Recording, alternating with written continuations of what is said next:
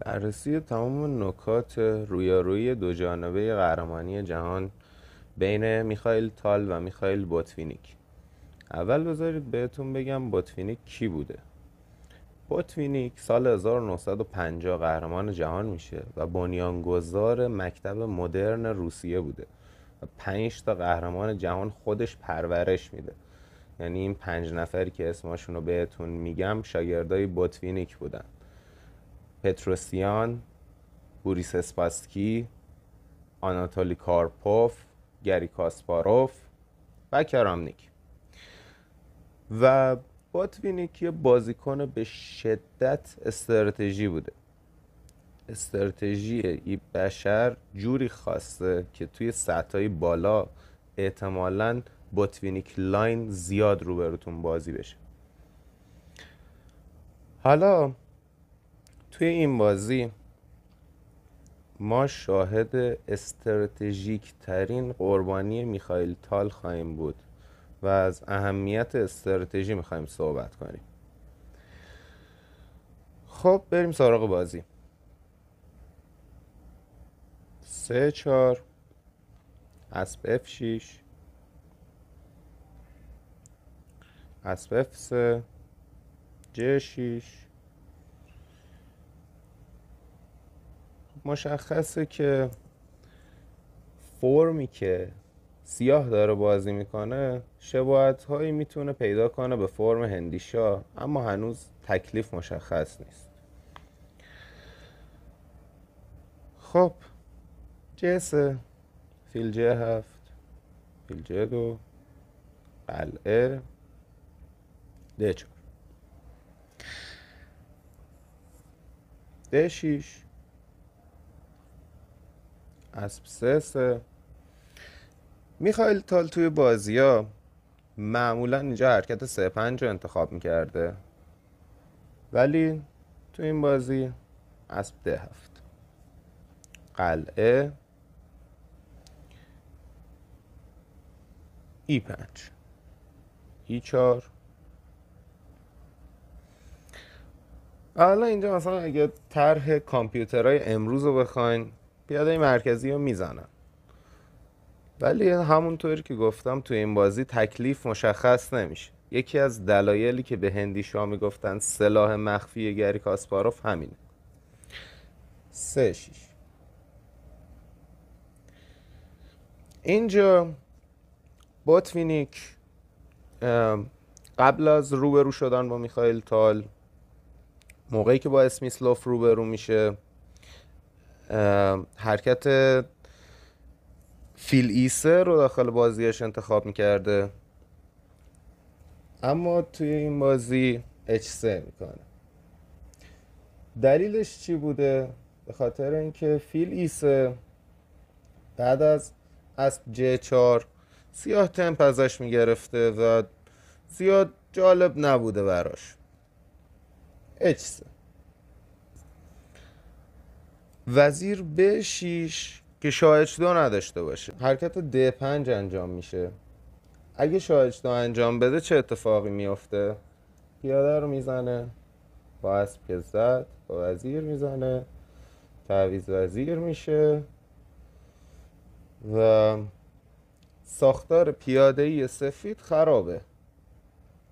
میشه گفت یه استاد بزرگ توی همچین شرایطی میتونه این پوزیسیون رو تبدیل به برد کنه، به خاطر اینکه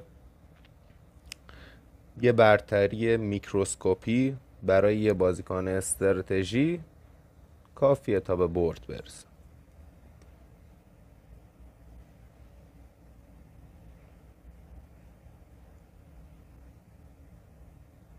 D5 CD و یکی از اولین ایده های بازی هندیشاه در صورت کوچکترین کنترل روی خونه B4 اسب رو به C5 انتقال میدن و هم جای بسیار خوبی برای اسب، هم روی پیاده E4 فشار میاره. خب بریم سراغ بحث شیرین نوآوری. نوآوری در شطرنج از زمانهای قدیم شکل گرفته که امروزه بر اساس یه سری حرکات‌های قهرمان‌های جهان یک سری لاین‌ها خیلی بهتر تدریس میشه. خود میخائیل تال داخل کتابش گفته حرکت اسب E1 بوتوینیک اینجا یه نوآوری بوده برای تعویض این اسب. هنوز که هنوزه توی بوتوینیک لاین این حرکت تدریس میشه. خب اسب E1 که بعداً پتروسیان هم داخل بازیاش استفاده کرده بود از این حرکت در زمانهای قدیم، قبل از این که بوتوینیک این نوآوری رو به وجود بیاره. حرکت رخ یک انجام می شده و اسب از خونه D2 به C4 انتقال پیدا می کرده و متقابلا سفید روبروی اون اسب سیاه یه جایگاه خوبی می ساخته که همونطوری که اون به پیاده E4 فشار آورده، سفید هم به پیاده D6 فشار بیاره. خب اسب E1 فیل D7. اصل این اسب تعویض اسب قوی سیاهه. تعویض. حالا چرا میگیم این بازی یه جورایی ابتکار عمل وجود داره؟ یه بازی داینامیک میگن به بازی هندیشا، به خاطر اینکه یکی از قوی ترین ایده های وسط بازی هندیشا اینه که اسب رو از خونه F6 ورداره و با حرکت F5 حمله جناح شاه رو آغاز کنه. منتها توی این بازی میخائیل تال بعد از 16 دقیقه فکر کردن رخ F8 رو انتقال میده به C8 و در جناح وزیر بازی میکنه. حالا اگه فوراً اقدام میکرد به حرکت اسب H5 و حمله جناح شاه، چه اتفاقی میافتاد؟ اسب H5 فیل به وزیر حمله میکرد، زدن پیاده B2 اشتباهه. پیاده B2 رو بزنی رخ میشینه بهت، پیاده B7 تو میزنه رخ میاد عرض 7. پس تفسیر نداره.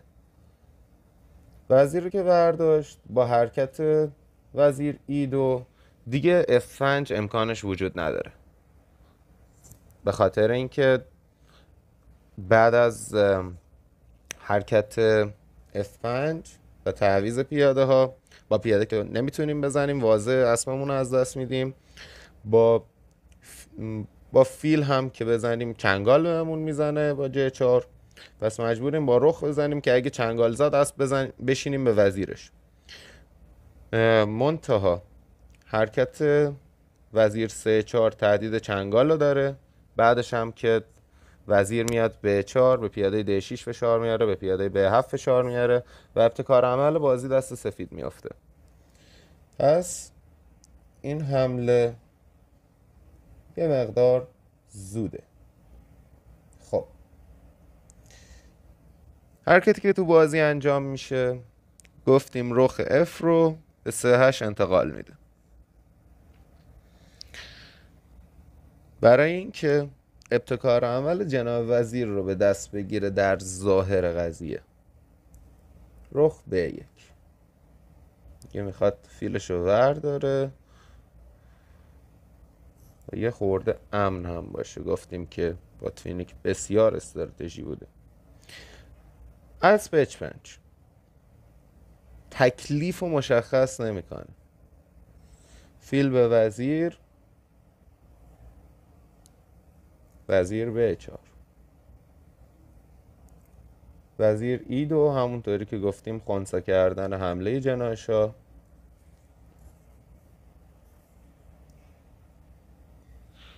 و میخائیل تال بعد از 10 دقیقه فکر کردن، اینا که میگم خود میخائیل تال داخل کتابش گفته ها، من خودم در نمیارم، 10 دقیقه نشسته فکر کرده روی این حرکت ها. رخ 3-4، رخ F3-1، رخ دوبل،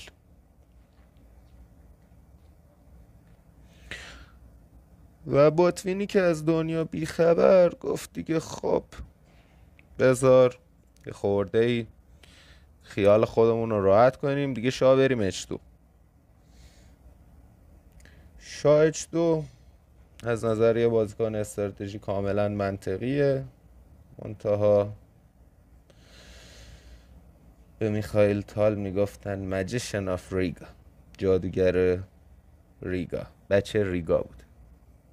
F5، چیزی که اصلا انتظار نمیرفت، حمله‌ای که انتظار میرفت خونسا شده باشه. اگه تعویض نکنه پیاده بیاد تو F4 دیگه شره. کسایی که هندی شاه بازی میکنن یا در مقابل هندی شاه مجبورن که یا در جناح وزیر حمله کنن یا حمله جناح شاه رو خونسا کنن، میدونن این پیاده از F5 اومد F4 دیگه شر خالصه. تعویض با فیل زد یه تمپ از اون رخه بگیره، رخه که برگشت. حالا میتونی خودت ویدیو رو استاپ کنی، حرکت میخائیل تال رو پیدا کنی. اینجا سیاه اگر عقب نشینی کنه، به محض اولین عقب نشینی مهرهای سفید مثل فنر میریزن بیرون. با حرکت آسه هم شروع میشه که شروع میکنه تمپ گرفتن از وزیر و نرم نرمک پوزیسیونش رو قوی کردن و مهرهاش رو جای خوب قرار دادن، و بعدا هم به پیاده های مرکزی حمله میکنه، میاد رو D6 فشار میاره، رو به F فشار میاره. اینجا جای عقب نشینی نیست و شرایطی هم هست که داره چنگال میزنه، داره J4 میکنه، چنگال میزنه. و اگه بخوای اینجا قربانی بدی بعد از J4، مثلا فیل رو بخوای قربانی کنی یا رخ رو بخوای قربانی کنی، حملت به هیچ نتیجه‌ای نمیرسه. خب حرکت میخائیل تال که میشه گفت از اون سال به بعد دیگه گفتن این تیپیکه، یعنی یه چیز عرفه که شما داخل خونه F4 قربانی میدی، قطر فیل سیاه تو باز میکنی و آغاز حمله جناح شاه. خب این نسبو که نمیشه نزد، سفید وزیرش زیر ضربه و اگه وزیر رو ورداره، فرض مثال بذاره D2، فیل سفید رو میزنه با شاه که زد H5. خب یه جورایی میشه گفت که سفید کار خاصی نمیتونه بکنه، فیل خوبش رو از دست داده و بعدن حتی قربانی رخ در 3-3 برای هدف این که خونه E4 رو بتونیم کنترل بکنیم باعث میشه که دیگه شاه سفید رای برای فرار نداشته باشه. یه جورایی سفید با هم منتظر بمونه ببینه سیاه چجوری میخواد بازی رو تموم کنه. پس اگه وزیر رو جابجا کنیم یه همچین اتفاقی میافت. اگه با فیل بزنه اسپو که دیگه هیچی، دیگه واقعا تموم بازی، به خاطر اینکه قطر فیل سیاه باز میشه، با وجود پیاده داخل F4 جناح شاه خراب میشه و واقعا فیل دفاعی سیاه میاد حمله میکنه و حکمران صفحه میشه کلا. پس با فیل هم نمیشه زدش، نمیشه هم قبول نکردیم قربانی. خب بریم سراغ بازی. پیاده در اسب، پیاده در F4. این فیل جایی داخل این قطر نداره. اگه بخواد پیاده A2 رو بزنه، خیلی راحت با حرکت وزیر گیر میافته. پس این فیل جایی داخل این قطر نداره. فیل برمیگرده به خونه D2. وزیر در پیاده و یه حرکت اجبار برای سفید ساخته شده که اونم حرکت رخ به 1 اجباره.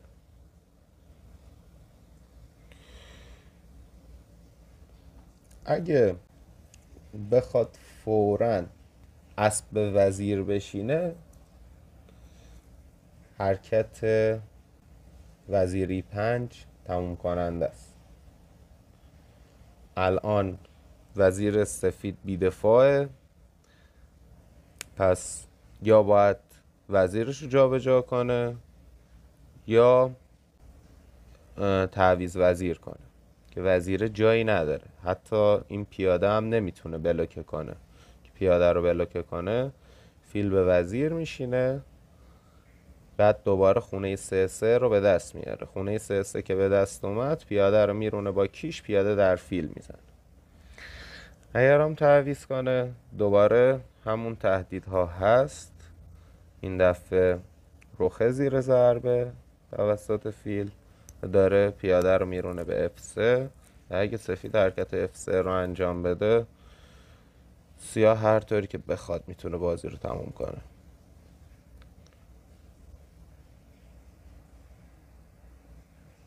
یا آنچنان تفسیری نداشت. پس حرکت اسب حرکت بازنده است، رخ به وزیر. تال به سبک خودش ادامه داد. استراتژی بازی کردنش جوری بود که مهره هاش رو جاهای خوب قرار داد و یه قربانی کاملا استراتژیک داد. ولی به هر حال میخائیل تال رو همه با دید تاکتیکی که داره میشناسن. پس اینجا حرکتی که همه در نظرمونه، اونم اینه که فیل رو در رخ بزنه، حرکت انجام نشد. F3 تعویض. و اینجا خب نمیتونه پیاده رو بزنه. پیاده رو بزنه که اصلا سیاه میتونه انتخاب کنه که رخ به 2 رو بزنه یا رخ کامل بگیره. میتونه انتخاب کنه که اول 2 تا رخ رو تعویض کنه تو خونه 3-1، بعدش اون رخ رو بزنه دیگه، خیلی ساده تر بازی رو ببره. پس جای تفسیر نداره و بهترین دفاع رو انجام داد بوتفینیک، حرکت رخ به 3. بعد از رخ به 3 تال یه جورایی میشه گفت که هر کاری میکرد درست بود. مثلا حرکت شما با این یه لحظه انجین رو روشن کنم اینم چی پیشنهاد میده. مثلا حرکتی که داره پیشنهاد میده و برتری 3 به میخائیل تال میده، حرکت درستیه. تال همیشه یه بازی قشنگ هم بهت نشون میداده، همیشه بازی ها رو قشنگ تموم میکرده کلان. فیل E5 کیش F4، رخ در اسب، رخ در رخ، رخ در رخ، فیل در پیاده که اینجا سفید تسلیم میشه. فیل رو بزنه، وزیر میاد تو بازی. اگه فیل رو نزنه، نمیتونه جلوی وزیر شدن پیاده رو بگیره. کیش هم نداره پایین، کیش بده بشینه پشت پیاده، هم پایین کیش نداره هم شاه میتونه بیاد خونه E8 رو کنترل کنه، یه اینجا بازی تموم شد.